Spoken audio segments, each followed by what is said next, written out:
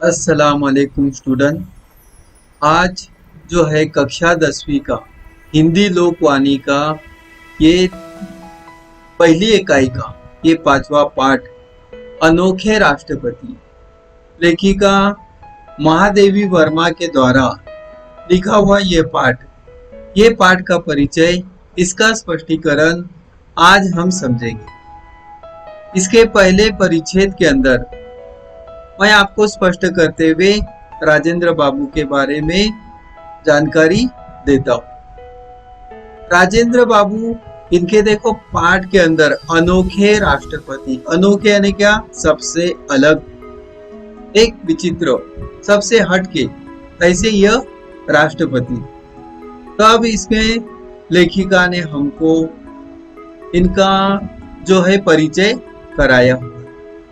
पहले परिच्छेद के अंदर राजेंद्र बाबू को मैंने पहले पहल एक सर्वथा गद्यात्मक वातावरण में ही देखा था, परंतु उस गद्य ने कितने भावनात्मक क्षणों की अटूट माला गुथी है, यह बताना कठिन है। और लेखिका हमको परिचय करते हुए बताती है कि सबसे पहले पहल मैंने इनको गद्यात्मक वातावरण में, ऐसे माहौल के अंदर देखा हुआ था, और ऐसे माहौल के अंदर देखते हुए उन्होंने उस गद्य के कितने भावनात्मक क्षणों की ऐसी कभी भी न टूटने वाली माला यानी हार ऐसा बनाया है, ऐसा गूथा है कि यह बताना बिल्कुल कठिन है, मुश्किल है। मैं प्रयाग में बीए की विद्यार्थी थी और शीतावकाश में घर भागलपुर जा रही थी। लेखिका अपना अनुभव बताते हुए कहती है कि मैं प्रयाग, ये उत्तर प्रदेश के अंदर प्रयाग, ये जो जगह है ये स्थित है। यहाँ पर मैं उस वक्त बीए की विद्यार्थिनी थी और शीतावकाश के अंदर, शीतावकाश यानी ठंडी का जो मौसम है, उस मौसम के अंदर मैं घर भागलपुर जा रही थी। पटना में भाई के मिलने की बात थी, अतः स्टेशन पर ही प्रतीक्षा के कुछ घंटे व्यतीत करने पड़े।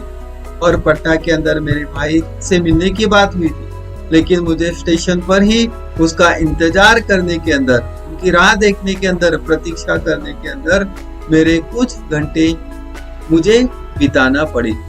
स्टेशन के एक और 3 पैरों वाली बेंच पर देहातियों की वेशभूषा में कुछ नागरिकों से घिरे सज्जन जो विराजमान थे, और स्टेशन के एक तरफ जो 3 पैर वाली जो बेंच थी, उस बेंच के ऊपर जो गांव वाले, जो देहाती होते, जो ग्रामीण भाग के रहने वाले होते, उन्हें कहते हैं देहाती।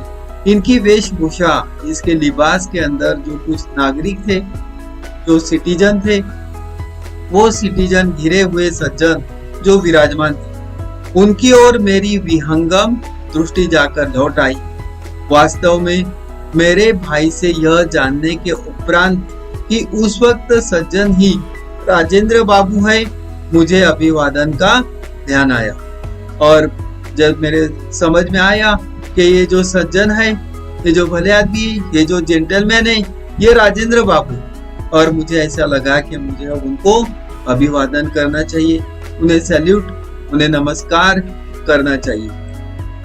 पहली दृष्टि में ही जो आकृति स्मृति में अंकित हो गई थी, और पहली ही मेरी नजर, और उसी पहली नजर के अंदर मेरी जो आकृति मेरी स्मृति में, मेरी याद में वो बैठ गई थी। उसमें इतने वर्षों ने न कोई नई रेखा जोड़ी है और न कोई नया रंग भरा, और इतने साल के बाद में भी उनके अंदर किसी भी तरीके की कोई भी उनके अंदर कोई असर नहीं हुआ।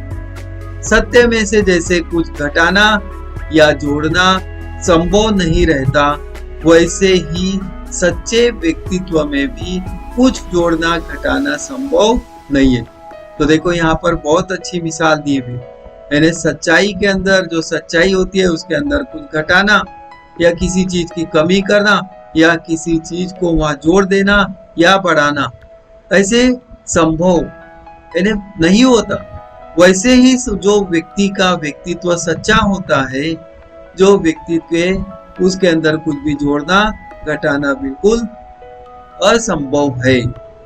काले घने पर, छोटे कटे हुए बाल, चौड़ा मुख, चौड़ा माथा, यह उनका व्यक्तित्व स्पष्ट करते हुए बताया कि वो कैसा लिबास था, किस तरीके के दिखते थे। तो देखो उनका जो था बाल एकदम काले, घने, छोटे कटे हुए बाल थे, और आजकल के जैसे जो बहुत बड़े बड़े बाल रखने का फैशन है वैसा नहीं, तो छोटे कटे हुए बाल, चौड़ा मुख, चौड़ा माथा, घनी भ्रुकुटियों के नीचे बड़ी बड़ी आंखें, मुख के अनुपात में कुछ भारी नाक, कुछ गोलाई के लिए चौड़ी ठुड्डी, कुछ मोटे पर सुडेल ओठ, श्यामल झाई देता हुआ गेहुआ वर्ण, और उनका रंग गेहुए वर्ण का उनका रंग था। बड़ी बड़ी ग्रामीणों जैसी मूछे, और जैसे ग्रामीण लोग बड़ी बड़ी मूछे रखते हैं उस तरीके की उनकी जो बड़ी बड़ी ग्रामीण लोगों की, गांव के रहने वाले लोगों की जैसी मूछे थी वैसी बड़ी बड़ी मूछे थी, जो ऊपर के ओठ को ही नहीं ढक लेती थी, नीचे के ओठ पर भी वो रोमिल आवरण डाले हुए थे। हाथ पैर शरीर सबसे लंबाई की ऐसी विशेषता थी जो दृष्टि को अनायास आकर्षित कर लेती। इस प्रकार से देखो, और आगे के परिच्छेद में हम चलते।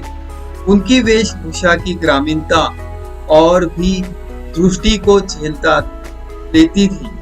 खादी की मोटी धोती ऐसा फेटा देकर बांधी गई थी कि एक और दाहिने पैर पर घुटना छूती थी, और जैसे उन्होंने जो धोती पहनी हुई है कैसी बांधी हुई थी, और घुटने के नीचे तक के वो उसे टच कर रही थी, छू रही थी। और दूसरी ओर बाएं पैर की पिंडली, मोटे खुरदरे काले बंद गले के कोट के ऊपर का भाग बटन टूट जाने के कारण खुला था, और घुटने के नीचे का बटनों से बंद था।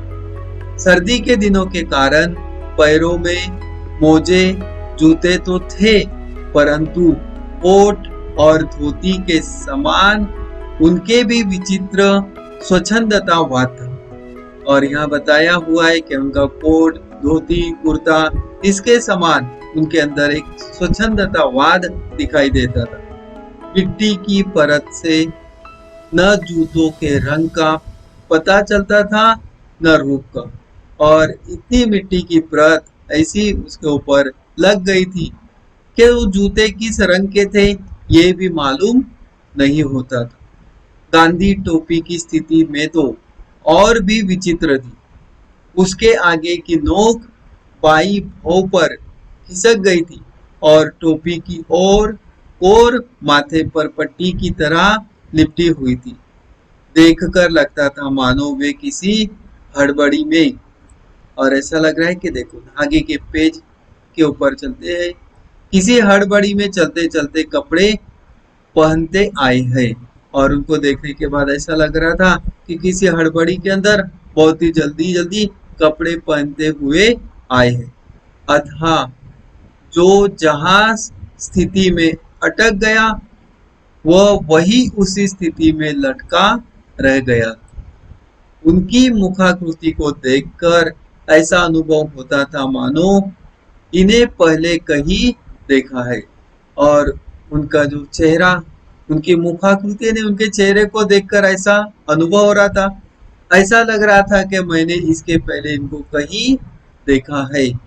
अनेक व्यक्तियों ने भी उन्हें प्रथम बार देखकर ऐसा ही अनुभव किया, और दूसरे जो अनेक व्यक्ति थे, जो लोग थे, उन्होंने भी पहली बार देखकर ऐसा अनुभव किया। उनको एहसास हुआ कि इन्होंने को मैंने पहले कहीं देखा हुआ है। बहुत सोचने के उपरांत ही उस प्रकार की अनुभूति का कारण समझ में आ सका, और बहुत विचार किया और सोचने लगे, और सोचने के बाद जो है कि समझ में आ गया कि मैंने इनको पहले कहीं देखा है। तो पहले पार्ट के अंदर हम यहाँ रुकते हैं, और इसके बाद का जो है कि सेकंड पार्ट में आगे का जो आधा पार्ट मैं आपको स्पष्ट करके समझाऊंगा।